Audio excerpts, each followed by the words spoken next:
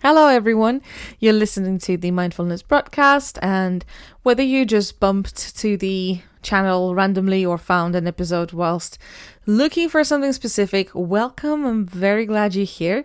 My name is Anastasia, and I created this podcast to share something I can relate to because I'm a very curious person, and I love topics of mindfulness, self-discovery, making my mental state more balanced, and taking care of my mental health overall, as well as emotional intelligence.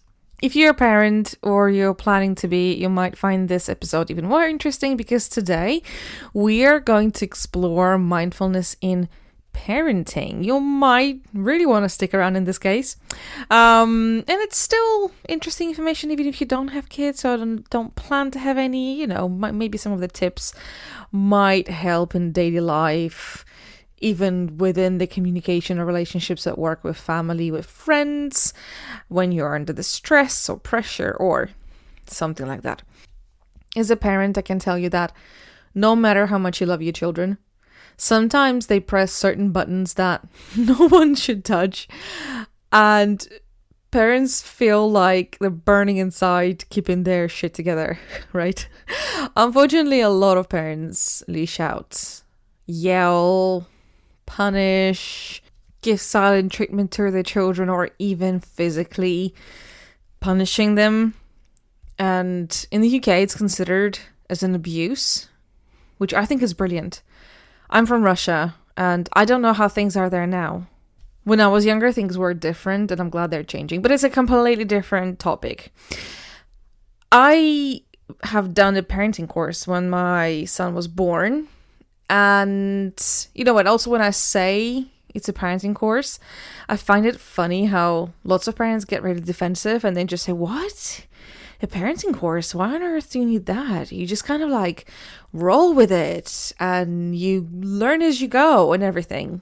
For some reason some people think it's for bad parents, but it's basically a course that allows you to know more about child's brain development, about all neurological connections, their emotional intelligence, and overall how they work and how different styles of work and impact kids' development, different styles of parenting. And it's a shame that, honestly, not too many people attend, because I feel like people think, I'm a great and decent parent. I don't need it. I'm coping well. I know everything, which I think is a mistake. And the reason why I say that is that the knowledge of how to raise kids doesn't turn on like with a switch when the baby's born. If you yourself grow up in a stable environment, loving family, no passive-aggressive behavior, no abuse, no neglect, you'll probably have a very strong foundation and understanding what healthy relationship between parents and kids look like. And every additional knowledge will only top up your knowledge base, let's call it this way, and only have a really good impact on your parenting style. But even then, something could have impacted you further on in your life, and maybe you start overprotecting your child. You become this helicopter parent, which is not a good parenting style at all. Although we think, we're just trying to protect our child, but it's impacting in a negative way. It's just basically one of the examples, right? But a lot of families might not have that. And then when we become adults, we think, hey, I know everything. And what do you know is either what you've seen in your childhood. And the most common one, well, my parents yelled at me and I turned out all right. Or my parents did slap me and I'm okay. And sadly, a lot of things will be recreated automatically just because the brain will think of these behaviors and a whole family set up as basics, and that's how things should work. Another way is when you see and acknowledge what happened in your family when you were a kid, and you specifically do not let your family turn out the same. You want to be a different parent and you make changes. At least that's how I see it, right? And furthermore, I know quite a few people. I keep mentioning that in every episode. I'm by no means not a professional in psychology. I'm just only sharing my experiences and my knowledge that I've got from different sources, different books, courses, lectures, and stuff like that. But I know quite a few people that had siblings in their family, and they unfortunately grew up not in the most stable environment. They were mentally abused, they were physically abused, they were neglected in some ways. And although kids grew up in the same family, in the same setup, one child grew up being very empathetic, very kind, clearly understanding what was wrong in their childhood, not wanting to make the same mistakes, to take the same path. And they're raising their children absolutely differently in a lot healthier way. And another sibling completely copied and took the paths of the upbringing that they used to have when they were kids. Obviously, these two people could have been exposed to different information when they grew up, and people could also have different, I want to say, coping strategies and mental things going on, right? So it's a lot deeper than just the surface level of analyzing their behavior. But still, I find it fascinating how two people come from the same environment and they turn out having completely different parenting styles, right? So I feel like it's super useful to keep an open mind and attend different lectures, classes, read books, courses, even listen to podcasts, and just let the thought process to take over and find out if there's certain things you'd like to adjust in your parenting, or even in the day-to-day communications or interactions. Because when my son was born, I thought, I'm all good. I am in that category of people who grew up in not the best mental and physical environment, let's call it this way, and turned out being completely different in terms of my parenting style, in terms of empathy to people around me, and in terms of understanding how punishment, mental or physical, did not work.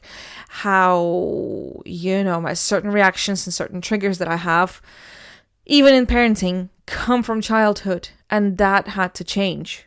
Although I already thought, you know what, I wasn't that bad. And still, there was a lot of things that I changed. So back to that parenting course. There are basically 3 ways of parenting. I mean, there are more than 3 overall, but 3 main ones. The first one is passive parenting. So permissive parents are warm and caring, but set a few rules or expectations. And boundaries are incredibly important for kids. They're important for everyone, but for kids, very crucial. They make them feel safe, and that's the main thing. Parents that are using passive parenting are rarely using discipline. It's a very interesting topic as well. I mean, the topic of discipline, that I probably will do some other episode on that, and how discipline has nothing to do with punishing or scaring children at all. This is something I grew up with. The discipline has to be strict and scary, and if you're not disciplined, you get punished, like army pretty much. But children in permissive households have a lot of freedom. They're choosing their own bedtimes, homework schedules, screen time, which can lead to negative habits due to a lack of guidance. They don't know where they stand, and it's harder to then adjust in the world as well. The second way of parenting is aggressive parenting. It involves strict rules, high expectations, often harsh discipline. Parents using this style are demanding and may use threats or punishment to control their children's behavior. Communication is usually one-sided, with little room for child's input or independence. And when I've learned about this parenting style, I had goosebumps, because I was like, this is my childhood. Obviously, it's definitely never about trying to find who's guilty, trying to punish your parents for whatever choices they made. They've obviously done the best thing they could have done. But I think as a self-reflection to these things, when you realize where your behavioral patterns come from, where your reactions or fears come from, is super powerful. So this parenting style can lead to various negative outcomes for children.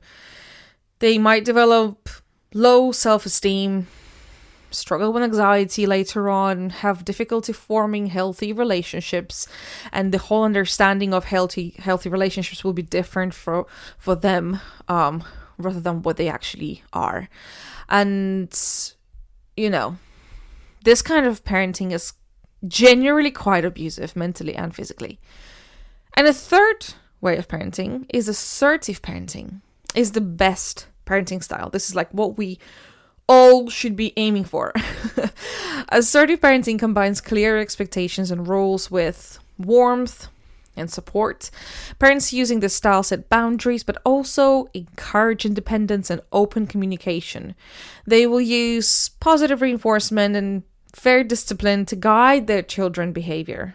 This balanced approach helps children develop self-discipline, responsibility, good social skills, inner confidence. They tend to have higher self-esteem and perform well academically and socially. Assertive parenting fosters this kind of positive parent-child relationships that allows children to feel secure whilst also learning and making decisions and learning how to solve problems independently. One of the things that I found really interesting and not obvious at all, and at first I even tried to argue with that, but then I didn't. I did accept it. Everyone falls into passive and aggressive behavior. Everyone. There might be lots of reasons why, but one of the things that you can take control of is how much of resources you have to parent. Some days you really have nothing to give. You're done, you're depleted, you're done. And at the same time, your little one's demanding something of you. Probably something simple as just attention, just connection, or love, right? And that's why I started this conversation about the importance of mindfulness in parenting. That's when you have a chance to make a choice towards better parenting and reduce number of times when you can fall into passive or aggressive parenting. The main thing that is recommended is to keep your jug, cup, whatever you may call it, full. So you have enough in you to be patient, empathetic, caring, and use active listening with your kids. It can be anything, but most of the time have to be something quick, right? You need to find ways how to fill in your cup quickly. Anything simple, like maybe you haven't eaten enough today. Grab a bite, fruit, have a quick sweet drink to get your sugar level ups, right? Breathing is a great thing. A deep breathing. Find something that works for you, that can give you this little boost, right? To just quickly fill your cup a little bit, just enough to go through all this thunderstorm, right? And not fall into parenting that style that you don't want to support, generally speaking. Let me just share a few things that I found that works for me the best way. Actually get in the moment. So just get yourself out of this panic and actively start listening to the child. See and listen beyond the emotion. They're throwing things. Okay, why are they acting this way? There is a purpose to any action. Are they asking for your attention? Are they asking for help? Are they struggling with frustration and they need your help to help them to regulate themselves? Do they need more boundaries? For example, instead of, he's annoying and manipulative, little mushroom, needy, yelling and annoying, and I'm so done with it. I'm trying to switch to the actual need. I'm trying to find out what's the need behind the behavior. So instead of putting a label on a child and trying to think, oh, he's just misbehaving, he's manipulative, and he just wants something, and I should be strong and not give in or whatever, I'm trying to look at it as, you know what? I think he's really struggling. I am annoyed. Yes. That is pushing my buttons. Yes. But he is trying to understand his emotions. He cannot regulate himself. He needs help. But because of the particular way how the brain develops and certain age that he's in, he cannot tell me about it. And this is funny. This is funny sometimes because I see things in adults and even myself that happen for exact same reason. Sometimes we just lash out because we just kind of lost control, right? We lost the plot, let's call it this way, and we're acting like kids. We just need something. We cannot address it. We cannot voice it. We just kind of like, just kind of acting weird and emotional and not logical. Just thunderstorm of emotions and nothing behind it. And that's obviously okay to sometimes let your behavioral patterns, let's say, live their own life and just act it out. And sometimes not even know why in the moment. But then it's a nice thing to kind of reflect on that and start looking at this behavior, your behavior, people around you, and you'll see these very basic patterns that we apply since we were babies and toddlers, and they stick around forever until we notice them and adjust them. The second thing that helps me personally is breathing.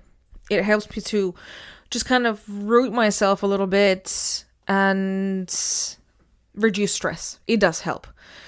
Closing my eyes, deep breath, exhaling, calm. Again, back to trying to find the need in the behavior, trying to find any kind of connection that I can use with the child in the moment to get them to calm down, to then trying to have a conversation. The third one is staring at something for a few seconds. Sounds stupid, but it's like turning your senses off and on. You just kind of like disconnect yourself from a moment for a second. You stare at something outside or indoor. I usually use outside because we have lots of windows that lead to the garden. And I can look at the tree, at the birds, on the branches, how the wind is moving them, tuning in with outside and turning off any other senses in some ways. And then I'm focusing on a present moment, but which is like away from my body in a way. And that also helps me to just kind of calm down. If you're already past the moment when you needed something for adequate reaction here and there, but you still understand your cup is empty, you've just used the last drop, now we can talk about more long-term solutions, right? Again, several things that work for me. Get myself out. The nature will sort you out. It does sort me out. Might help you as well. Maybe this one will work better after when the tough moment is gone, especially. And you need to fully recharge. Go out. If you got a dog, go for a dog walk. Go for a run. Go for a walk with a friend. Just go for a walk with yourself. With music, with podcasts, with nothing. Just go outside and exercise. Exercise is amazing. The body has to work some emotions out so they don't get stored in the body. Get out. Again, go for a run, go to the gym, go to yoga, some stretching, some punching, boxing, anything, dancing, any kind of sport, any kind of activity. Do it. Next one is hobbies. Whatever you're into, whatever can fill your cup long term. You can go and do a hobby, painting, music, drawing, DIY, whatever. You do it for maybe several hours a day or several hours a week. And then you feel like, you know what? Had the best time. It was amazing. The cup's full. Great. Talking to someone. Talking the situation through. talking your emotions through, friends, family, psychologist, therapist, counselor, anyone. And to me, very basic, good sleep, healthy enough diet, just self-care in a way. These things will give you enough resources to keep your jug full for longer altogether. The main thing I found about this mindfulness and parenting is that it brings your awareness to how to stay in assertive parenting most of the time. And also, if you are being mindful while you are with your kids, you'll get such a great feedback from them. They'll be more attentive, they will listen more, and it would not be done because of discipline or because of threatening or because of bribery or anything, right? It'll just be done because you connect a lot more. At the same time, even if you fall into passive-aggressive parenting, I feel like don't be punishing yourself. Don't be then blaming yourself. Don't get stuck in that juice of, oh my goodness, I've done this, I've done that, and then I shouldn't, and I'm trying to be more assertive, and I'm trying to do that, and oh, how could I have done that? Nothing like this. It's gone, lesson learned, moving on. And overall, this mindfulness is applicable not only to kids and obviously relationships between kids and parents, but it's also such a good thing to know of when you're with friends, when you're at work, when you're with loved ones, when you're with a family. And sometimes we can lash out with family as well. Sometimes we can be unhappy with our friends or with our work and everything. And all this awareness, first of all, within what you feel, how you feel mentally and physically, what triggered it, what caused it, right? How to bring yourself to the neutral state, let's call it this way.